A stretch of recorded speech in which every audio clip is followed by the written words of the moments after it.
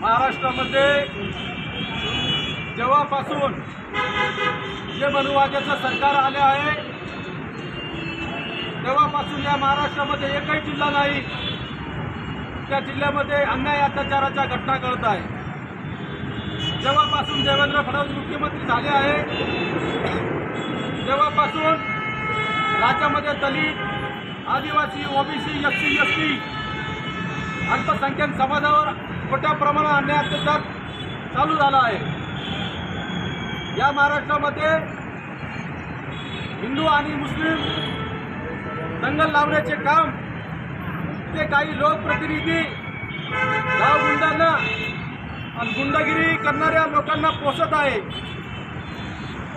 या सरकारने जातीय द्वेष निर्माण करण्याचा, जातीय द्वेष पसरवण्याचं काम करत आहे आणि जनतेला एका प्रकारचं दिशाभूल करण्याचं काम हे सरकार करत आहे।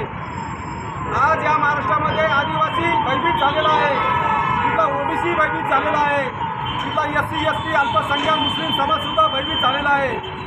परंतु देवेंद्र फडणवीस या गावगुंडांना, या गुंडगिरी करणाऱ्या लोकप्रतिनिधी पाठीशी घालत आहेत। आमचं या सरकारला या सर्व अशी मागणी करतो भारतीय क्रांतीच्या वतीने की देवेंद्र फडणवीसने डायरेक्ट राजीनामा द्यावा आणि नाक घासून जनतेची माफी मागावी, कारण की आणि या देशामध्ये राष्ट्रपती राजवट लागू करावी अशी आमची भारतीय क्रांती दलची मागणी आहे। एकीकडे दलित आदिवासींवर हल्ले वाढले, दुसरीकडे सरकार औरंगजेबाचा मुद्दा पुढे करून सनी हे सगळे मुद्दे दाबतंय, याकडे कसं बघतं?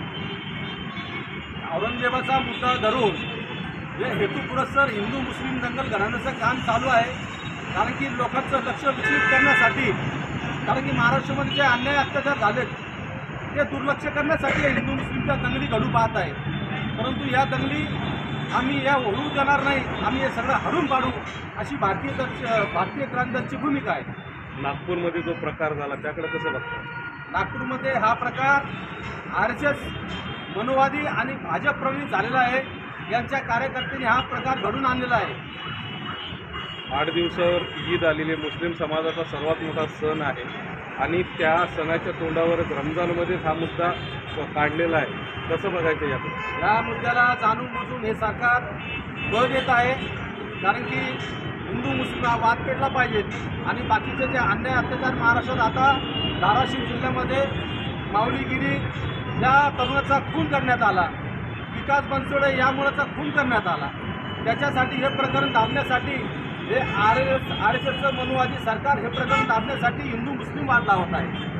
परभणीचं प्रकरण असेल, बीडचं प्रकरण असेल, लाडली बहीण असेल, आता तुम्ही 2 प्रकरणाचा अजून त्यात उल्लेख केला, हे सर्व दाबण्यासाठी हे प्रकार केले जातं असं वाटतंय? 100% हे सर्व दाबण्यासाठी हे प्रकरण हे हिंदू मुस्लिमचं दंगली घडू पाहत आहे, हेच प्रकरण दाबण्यासाठी। सरकारला काय अल्टिमेट देणार? अल्टिमेट असं आहे की मुख्यमंत्र्यांनी तात्काळ राजीनामा द्यावा आणि महाराष्ट्र सरकारमध्ये राष्ट्रपती राजवट लागू करावी, कारण की त्यांना महाराष्ट्र सांभाळता येत नाही, त्यामुळे त्यांना तात्काळ राजीनामा द्यावा, अन्यथा भारतीय क्रांती दल त्यांना घराच्या बाहेर फिरकू देणार नाही असा इशारा आम्ही आज या आंदोलनाच्या माध्यमातून देत आहे। या संघटनेच्या माध्यमातून भाई शैलेंद्र मिसाळ यांनी जातीय अन्याय अत्याचाराच्या विरोधात बंड पुकारून एक सामाजिक सलोखा राखत आंदोलनाची हाक दिली। या आंदोलनामध्ये महादष्टम गोसावी सामाजिक संस्थेतर्फे आम्ही त्यांना जाहीर पाठिंबा दिला। सोबतच या अशा अन्याय अत्याचाराच्या घटना वेळोवेळी घडत आहेत आणि हे राज्य व केंद्र सरकार जातीय धार्मिकता तेढ निर्माण करून अन्याय अत्याचाराच्या घटना दुर्लक्षित करण्याचा प्रयत्न करत आहेत। सोबतच यापूर्वीही ज्या वेळी निवडणुकीच्या तोंडावर जसं लोकसभेच्या निवडणुका असतील तर आंतरराष्ट्रीय मुद्दे उचलून भारत पाकिस्तान करून मतं मागण्याचं काम या सरकारने केलं। राज्याच्या निवडणुका असतील, आपल्याला माहिती असेल मराठा ओबीसी वाद उफाळून यांनी या निवडणुका पूर्ण केल्या। आता स्थानिक स्वराज्य संस्थेच्या निवडणुकीच्या तोंडावर यांनी हिंदू मुस्लिम औरंगजेब असे विविध मुद्दे समोर आणून या पुन्हा निवडणूक हस्तगत करण्यासाठी या सरकारचा प्रयत्न आहे। परंतु सामाजिक न्याय व्यवस्थेचं काय, तर या सर्व बाबी बघता सामाजिक संघटना, संस्था, पक्ष यांनी पुढाकार घेऊन या न्यायाच्या भूमिका पूर्ण केल्या पाहिजेत. त्यासाठी पुढाकार आमचे मित्र शैलेंद्र मिसाळ यांनी पुढाकार घेतला आहे, त्यांचं मी अभिनंदन करतो.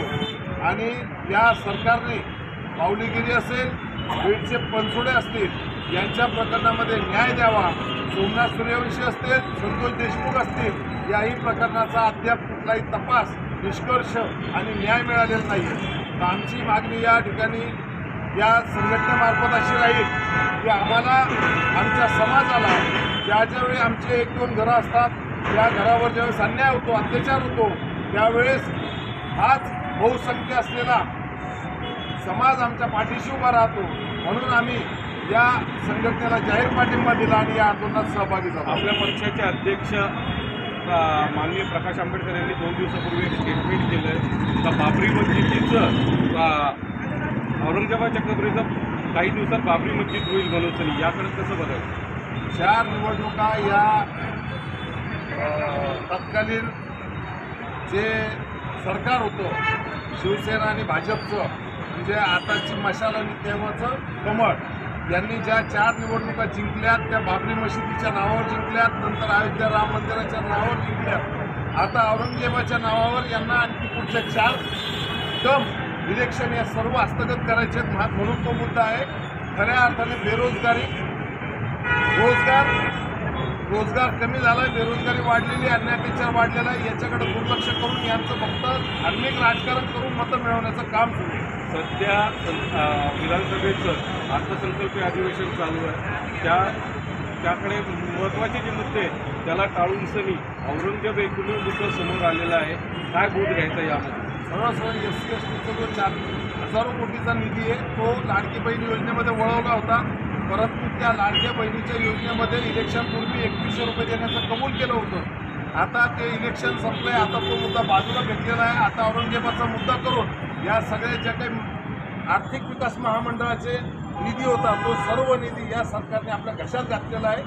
वॉशिंग मशीन 4,8 हजाराचा, आणि वॉशिंग मशीन सारखी भाजप सरकार भ्रष्टाचारांना सोबत घेतं आणि सत्ता गाजवतं. आपण आता निधी वळवायचा प्रश्न उपस्थित केला आहे. समाज कल्याणचा सगळा निधी लाडक्या बहिणीकडे वळवल्याचा आरोप समाज कल्याणचे मंत्र्यांनीच केलेला आहे. कसं बघायचं? मग आता सत्तेमध्ये असल्यानंतर ते त्यांच्यावरच आरोप करतात. आम्ही बघण्याचं काही कामच नाही आहे. त्यांचेच मंत्री त्यांचंच उघडपणा आणताय समोर. सरकारला काय अल्टिमेटम? सरकारला अल्टिमेटम एवढंच आहे की अन्याय अत्याचाराच्या घटना तात्काळ बंद व्हाव्या, यासाठी जे काही गुंडगिरी या सरकारने पाळून ठेवलेली आहे, म्हणजे सरकार सरकारचीच गुंडगिरी आहे, ही बंद करण्यासाठी गुन्हेगारांना भर रस्त्यात गोळ्या घातल्या गेल्या पाहिजे, तेव्हा ही गुंडगिरी अस्तित्वात येईल.